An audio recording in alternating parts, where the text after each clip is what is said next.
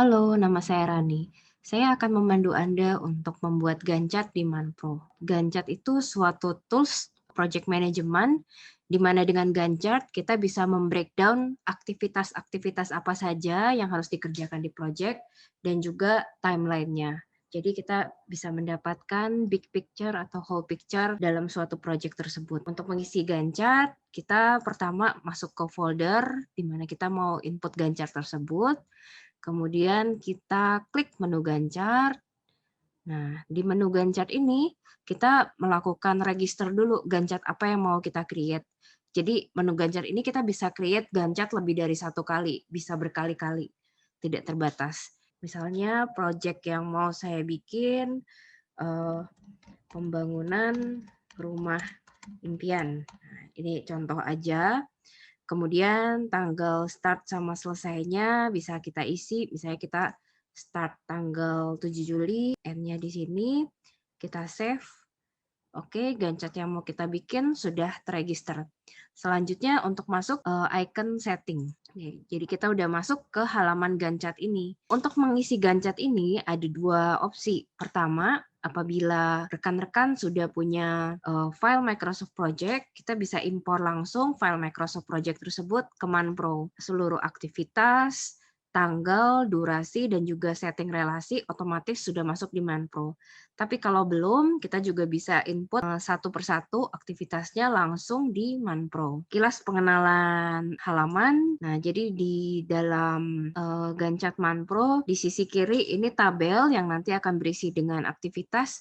Kemudian sisi kanan ini adalah timeline-nya. Kita bisa filter berdasarkan hari, minggu, atau bulan untuk view. Ini kolom-kolom adalah kolom untuk sisi tabel. Nah, ini untuk create schedule kita cuma perlu start and finish. Yang lain kita tidak perlu, kita bisa off-kan dulu.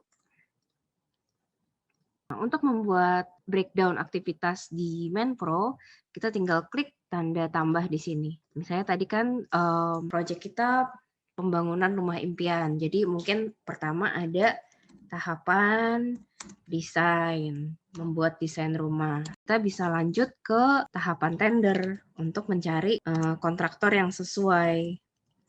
Tahapan tender kontraktor, itu ada lagi tahapan konstruksinya, tahapan konstruksi. Nah, ini tahapan besarnya, kemudian kita bisa breakdown lagi. Di bawah tahapan desain ada apa aja sih? Jadi aktivitas-aktivitasnya ada apa saja sih? Misalnya pertama membuat aktivitas di bawah tahapan desain ini kita tinggal klik tanda plus di tahapan desain. Jadi otomatis aktivitas yang dibuat akan merupakan anak atau sub dari tahapan desain. Jadi pertama kita konsultasi dengan arsitek. Nah, setelah konsultasi dengan arsitek, mungkin selanjutnya arsitek menggambar desain awal, kemudian setelah menggambar desain tersebut, kita bisa melakukan review desain. Nah, jadi pertama kita inputkan dulu aja semua aktivitas-aktivitasnya ada apa aja. Nah, setelah itu kita bisa buka di sini, kita bisa menentukan tanggal start sama finish-nya. Jadi misalnya untuk konsultasi dengan arsitek kita butuh 7 hari, kita tinggal edit durasinya 7 hari, otomatis timeline-nya akan menyesuaikan jadi 7 hari. Seperti itu. Kemudian setelah konsultasi dengan arsitek, arsiteknya kan mulai menggambar. Nah, untuk waktu menggambarnya, misalnya kita perkirakan 15 hari, kita bisa ganti durasinya jadi 15 hari. Arsitek kan mulai menggambar setelah aktivitas konsultasinya selesai. Nah, jadi kan ada hubungan keterkaitan antar aktivitas. Untuk menambahkan keterkaitan antar aktivitas, kita dapat melakukannya langsung di bar. Jadi kita cari yang ada buletannya di sini, berarti kan konsultasi dengan arsitek selesai, komplit. Nah, kita hubungkan, kita tarik baru penggambaran bisa dimulai. Kita klik hubungkan ke sini. Nah, jadi otomatis terbentuk, otomatis di-adjust, dan ini relasinya adalah finish to start. Kita bisa klik di sini, kita bisa lihat predesesornya ada konsultasi, kemudian suksesornya atau kegiatan selanjutnya adalah penggambaran desain awal. Ini finish to start. Nah, kalau lag ini berarti jedanya, jadi bisa lebih maju atau lebih mundur. Misalnya setelah selesai konsultasi, jadi nggak perlu nunggu selesai konsultasi, tapi arsitek udah bisa mulai menggambar. Nah, kita bisa input misalnya lag 3 hari di sini, kita apply setting. Nah, jadi kegiatan arsitek menggambar itu bisa bisa dilakukan 3 hari sebelum konsultasinya selesai gitu. Jadi bisa overlapping. Itu kalau minus, kalau plus berarti dia akan terdorong lebih ke kanan. Selanjutnya setelah arsitek menggambar, kita melakukan review. Mungkin kalau reviewnya kita butuh 3 hari, kita isi 3 hari. Kemudian kita sama seperti tadi, relasinya berarti kita bisa melakukan review setelah penggambaran selesai, maka kita tarik garis ke sini. Oke. Dan akhirnya terbentuklah seperti ini.